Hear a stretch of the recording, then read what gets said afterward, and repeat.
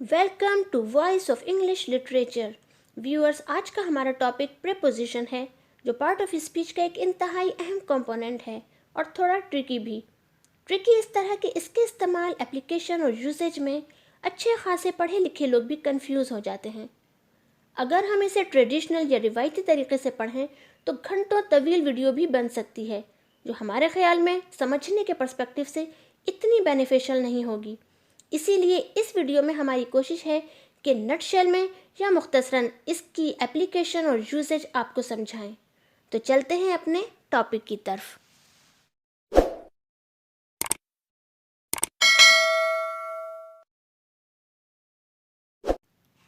Preposition definition देखें तो it tells when and where something is happened.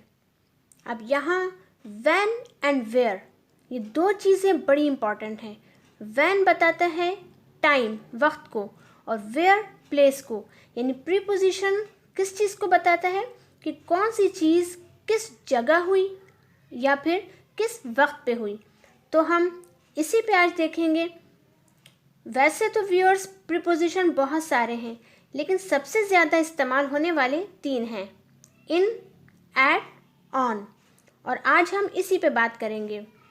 ये तीनों प्रीपोजिशन टाइम पे कब इस्तेमाल होते हैं और प्लेस पे कब इस्तेमाल होते हैं, वन बाय वन इन्हें क्लियर करेंगे।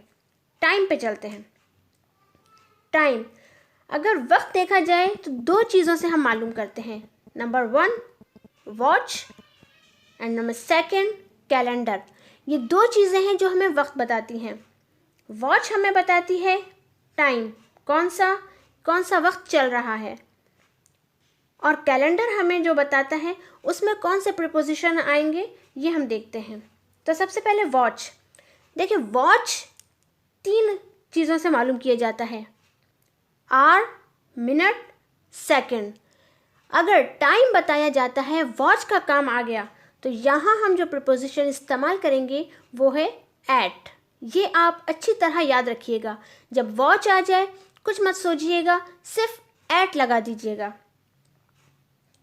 किस तरह? The meeting will be started dash 2:30 PM। Time आ गया, 2:30 PM बताया है, पता चल गया हमें कि ये वॉच के बारे में बात हो रही है। तो हम यहाँ कुछ नहीं सोचेंगे, इन ऑन के बारे में नहीं जाएंगे, सीधा एट लगा देंगे, क्योंकि वॉच का मतलब एट। जब भी वॉच की बात आए एट लग जाएगा। तो the meeting will be started at 2:30 PM। अब कैलेंडर देखते हैं। कैलेंडर में हमें जो चीज़ें बताई जाती हैं वो हैं डेज, डेट, ईयर और मंथ। अब यहाँ डेज और डेट जब भी बताया जाएगा तो प्रीपोजिशन आएगा ऑन, और ईयर या मंथ की बात होगी तो प्रीपोजिशन इन ही इस्तेमाल होगा। एग्जाम्पल देखते हैं। Annual exams will be held dash 4 मार्च। अब यहाँ क्या चीज़ बताई गई है? 4 मार्च, डेट बताई गई है। डेट के लिए जो प्रीपोजिशन यूज़ होता है वो है ऑन। तो हम लगा देंगे annual exams will be held on 4 मार्च। क्लियर? नेक्स्ट एग्जाम्पल देखते हैं। Annual exams will be held dash मार्च। अब यहाँ डेट नहीं है, सेंटेंस सेम है लेकिन डेट नहीं है, यहाँ पे मंथ बताया जा रहा है, और मंथ के लिए जो रूल है वो है इन। तो यहाँ इन आ जाएगा। Annual exams will be held in मार्च। देखें व्यूअर्स, ज़रा सा डिफरेंस है, लेकिन ये चीज़ें बहुत ही ज़्यादा कंफ्यूज करती हैं। तो आपने सिर्फ इस रूल को देखना है कि डेज और डेट के लिए ऑन और मंथ और ईयर के लिए इन। नेक्स्ट देखते हैं example. The company has established dash 1998। यहाँ ईयर बता दिया गया, रूल पता है हमें, ना एट आएगा ना ऑन, सिंपल इन आ जाएगा। The company has established in 1998। Hope कि आपको टाइम की प्रीपोजिशन एट, इन और ऑन क्लियर है। तो हम इसकी अब वर्कशीट देखते हैं। First, we will meet dash 6 o'clock। अब यहाँ किस चीज़ की बात है? टाइम की बात हो गई, वॉच आ गई। जब टाइम की बात हो जाती है तो हम क्या लगाते हैं? At. We will meet at 6 o'clock.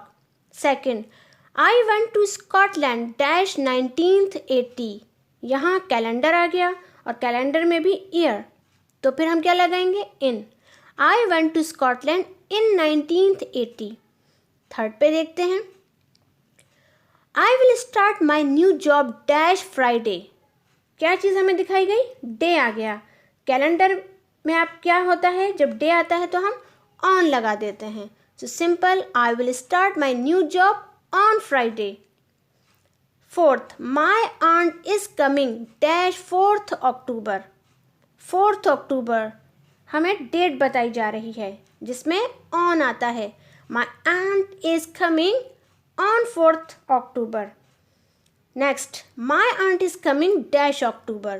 Same sentence है, सिर्फ हमने डेट को हटा के सिर्फ मंथ लगा दिया. अब यहाँ पे क्या होगा? जब मंथ आ जाता है तो in. My aunt is coming in October. तो व्यूअर्स, यहाँ पे आपको टाइम बिल्कुल अच्छी तरह से क्लियर होगा. सिर्फ आपने देखना है, वॉच है तो ऐट लगाना है, और अगर कैलेंडर है तो ऑन और इन लगाना है. ऑन कब? जब आपको डेज और डेट मिलते हैं, और इन लगाना है ईयर और मंथ पे. अगर आप ये रूल्स याद कर लेंगे तो आपको कुछ भी सोचने की ज़रूरत नहीं है. सेकंड, प्रीपोजिशन में हम प्लेस के लिए एट, इन और ऑन कैसे लगाते हैं. यहाँ भी कुछ रूल्स हैं जैसे टाइम के लिए थे. अगर आप वो रूल्स अच्छी तरह याद कर लें तो आपको प्लेस के लिए एट, इन, ऑन में कभी भी परेशानी नहीं होगी. तो हम यहाँ ये रूल्स देखते हैं. एट कब लगाते हैं? एट किसी भी specific place, specific address, specific location के लिए हम लगाते हैं. जैसे कि कोई ऐसी जगह हो जहाँ पे हमें कोई कन्फ्यूजन ना हो, एड्रेस बिल्कुल पक्का हो कि हमें यहीं पहुँचना है. एग्जाम्पल देखते हैं. I am dash fortress stadium. जगह बता दी, फोर्ट्रेस स्टेडियम. कोई कन्फ्यूजन नहीं है, एक स्पेसिफिक प्लेस है, तो हम लगाएंगे at. I am at Fortress Stadium. Second पे देखते हैं ऑन. ऑन के लिए हमें चाहिए मीडियम स्पेस. बहुत बड़ी जगह नहीं, एक मीडियम स्पेस हो, जैसे कि कोई रोड, कोई स्ट्रीट, कोई फ्लोर. एग्जाम्पल देखते हैं. माई uncle lived dash the 3rd floor of this building. ये हमारी मीडियम स्पेस है, एक फ्लोर, तो हम यहाँ लगाएंगे on. My uncle lived on the 3rd floor of this building. इन के लिए हमें चाहिए लार्ज स्पेस.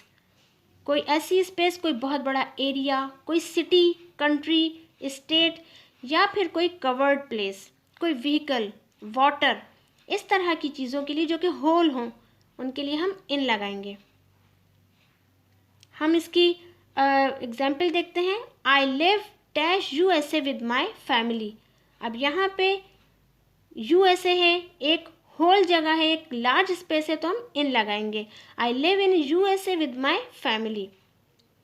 तो ये रूल्स आपने याद रखने हैं कि एट कब आता है एक स्पेसिफिक प्लेस के लिए, ऑन आता है एक मीडियम स्पेस के लिए, और इन आता है लार्ज स्पेस के लिए. अब हम वर्कशीट सॉल्व करते हैं इसकी. First, she lost her ring dash Santa beach. अब यहाँ पे सेंटा बीच एक पर्टिकुलर प्लेस है, स्पेसिफिक, तो हम लगाएंगे at. She lost her ring at Santa beach. Second, it always flood dash Hyderabad during monsoon and the shops dash the main road remain closed for weeks. अब यहाँ पे दो चीज़ें हैं. सबसे पहले हमें एक सिटी के बारे में पता चला, हैदराबाद. तो जब सिटी आ गया तो रूल है इन आ जाता है. It always flood in Hyderabad during monsoon and the shops dash the main road. अब ये मेन रोड क्या है? एक मीडियम स्पेस है. मीडियम स्पेस के लिए रूल है ऑन, तो हम लगाएंगे the shops on the main road remain closed for weeks. Next देखते हैं. There was a deadly accident dash the highway. Highway क्या है? एक मीडियम स्पेस, तो हम लगाएंगे on. There was a deadly accident on the highway. Fourth पे, my brother's walima is dash Gulberg lawn. अब स्पेसिफिक जगह आ गई, पर्टिकुलर प्लेस बता दिया, तो हम लगा देंगे एट. माई ब्रदर्स वलीमा is at Gulberg lawn. Last देखते हैं, the team will be gathered dash college gate. अब यहाँ भी एक स्पेसिफिक जगह बताई है, कॉलेज गेट पे इकट्ठा होना है, तो एक स्पेसिफिक प्लेस, तो हमारा क्या आ जाएगा, एट। तो यहाँ प्लेस के लिए जब भी आपको रूल्स पता होंगे कि एट स्पेसिफिक प्लेस के लिए हो जाएगा, ऑन मीडियम स्पेसिस के लिए, और इन एक लार्ज स्पेस के लिए या फिर एक कवर्ड प्लेस के लिए, तो आप हमेशा इन लगाएंगे।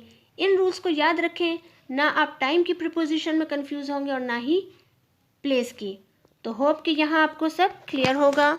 वीडियो अगर पसंद आई और समझ आई तो इस वीडियो को सब्सक्राइब कीजिए, लाइक शेयर एंड कमेंट्स कीजिए। Thank you so much.